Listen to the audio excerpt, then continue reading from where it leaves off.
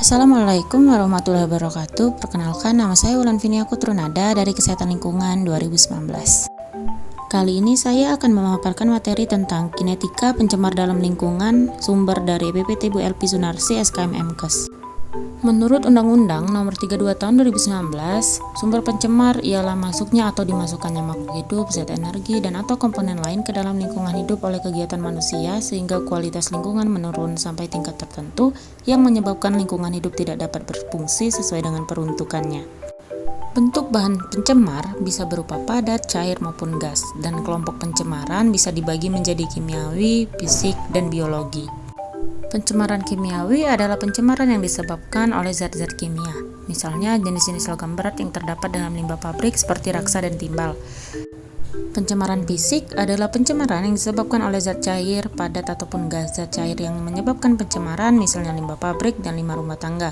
Zat padat yang dapat menyebabkan pencemaran, misalnya sampah, dan gas yang menyebabkan pencemaran udara, misalnya asap dari pabrik. Pencemaran biologi adalah pencemaran yang disebabkan oleh berbagai macam mikroorganisme penyebab penyakit, misalnya sumur atau sumber air yang digunakan sehari-hari tercemar kuman penyebab penyakit. Polutan. Polutan adalah bahan atau zat yang dapat menyebabkan pencemaran. Suatu zat dapat dikatakan sebagai polutan bila keberadaannya dapat menyebabkan kerugian terhadap makhluk hidup. Polutan bersifat merusak sementara. Dalam konsentrasi rendah, jika telah bereaksi dengan lingkungannya, polutan tidak lagi merusak. Sedangkan polutan merusak dalam waktu lama, polutan yang terdapat dalam konsentrasi rendah belum memiliki sifat merusak. Namun demikian, jika polutan terakumulasi dengan lingkungan tertentu dalam jangka waktu yang lama, polutan tersebut akan sangat merusak. Pencemar zat polutan pada air. Pencemaran air adalah adanya polutan di air yang menyebabkan kualitas menurun sehingga daya gunanya juga ikut menurun. Air yang bersih dan tidak tercemar bisa dilihat dari keadaan fisik air tersebut. Biasanya air bersih tidak berwarna, seperti bening, tidak berbau, tidak berwarna, dan tidak berasa. Mekanisme pergerakan bahan pencemar di air. Air merupakan unsur pokok dalam kehidupan manusia, dipergunakan untuk rumah tangga, industri, pertanian, rekreasi, transportasi, perikanan, dan lain-lain. Pencemaran air dapat terjadi pada air permukaan maupun air tanah. Air permukaan adalah air sungai, air danau, air sumur dangkal, air laut. Sedangkan yang dimaksud dengan air dalam tanah adalah sungai bawah tanah, lapisan air dalam tanah, dan air sumur dalam. Pencemaran zat polutan pada tanah. Pencemaran tanah adalah keadaan di mana bahan kimia buatan manusia masuk dan merubah lingkungan tanah alami.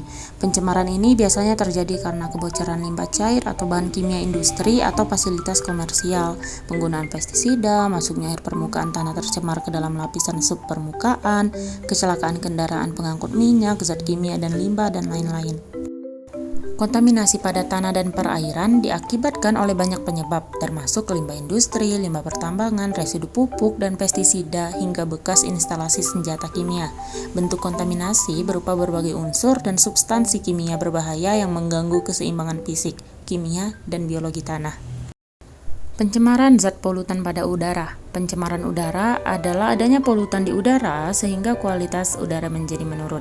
Jika kita bernapas menghirup udara yang banyak mengandung polutan, maka polutan tersebut akan tertimbun dalam tubuh kita dan diserap oleh tubuh kita dan bisa mengakibatkan penyakit saluran pernapasan. Polutan yang bisa mengakibatkan pencemaran udara biasanya berasal dari asap pabrik dan asap kendaraan bermotor. Asap kendaraan bermotor yang menjadi polutan bisa mengandung sejumlah zat berbahaya seperti CO2 yang bisa menaikkan suhu bumi, CO yang beracun dan mudah terikat dengan hemoglobin, nitrogen oksida, dan sulfur dioksida yang dapat menyebabkan hujan asam. Mekanisme pergerakan bahan pencemar di udara. Pencemaran udara adalah masuknya atau dimasukkannya zat, energi, atau komponen lain ke dalam udara oleh kegiatan manusia, sehingga melampaui baku mutu udara yang telah ditetapkan. Sumber pencemaran udara dapat dibagi menjadi 3, yaitu sumber perkotaan dan industri, sumber perdesaan atau pertanian, dan sumber alami.